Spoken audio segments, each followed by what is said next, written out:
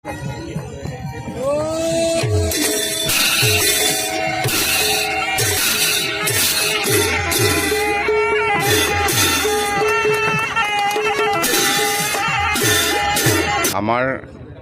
কৃষক সমাজৰ কাৰণে এটা গুৰুত্বপূৰ্ণ দিন। আমি কাতি বিহুৰ দিনা সকলো পথাৰলৈ আহি আমি ৰুই থোৱা যিখিনি ধান, বিশেষকৈ সেই ধান আমি সকলোৱে চাওঁ আৰু আমি তাত আকাশ বন্তি জ্বলাই, চাকি বন্তি জ্বলাই আমি ভগৱানৰ ওচৰত প্ৰাৰ্থনা জনাওঁ যাতে আহিব লগা দিনত আমাৰ এই পথাৰৰ পৰা গৈ ভঁৰাল যাতে পূৰ্ণ হয়। গতিকে ইয়াত আজি আমাৰ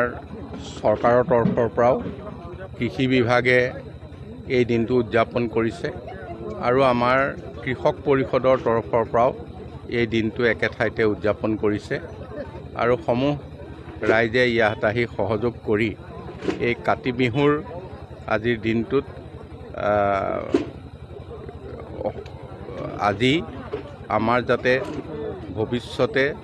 আমাৰ শস্য শ্যামলা এখন ধৰা আমি পাওঁ, সেয়ে আমাৰ সকলোৱে ভগৱানৰ ওচৰত কামনা কৰিছোঁ।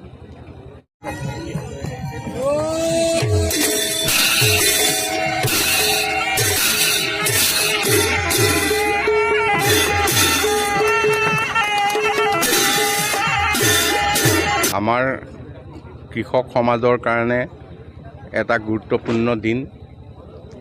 আমি কাতি বিহুৰ দিনা সকলো পথাৰলৈ আহি আমি ৰুই থোৱা যিখিনি ধান, বিশেষকৈ সেই ধান আমি সকলোৱে চাওঁ আৰু আমি তাত আকাশ বন্তি জ্বলাই, চাকি বন্তি জ্বলাই আমি ভগৱানৰ ওচৰত প্ৰাৰ্থনা জনাওঁ যাতে আহিব লগা দিনত আমাৰ এই পথাৰৰ পৰা গৈ ভঁৰাল যাতে পূৰ্ণ হয়। গতিকে ইয়াত আজি আমাৰ চৰকাৰৰ তৰফৰ পৰাও কৃষি বিভাগে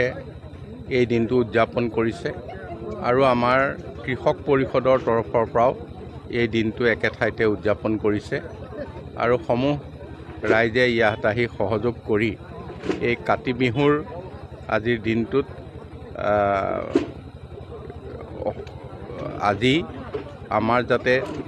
ভৱিষ্যতে আমাৰ শস্য শ্যামলা এখন ধৰা আমি পাওঁ, সেয়ে আমাৰ সকলোৱে ভগৱানৰ ওচৰত কামনা কৰিছোঁ।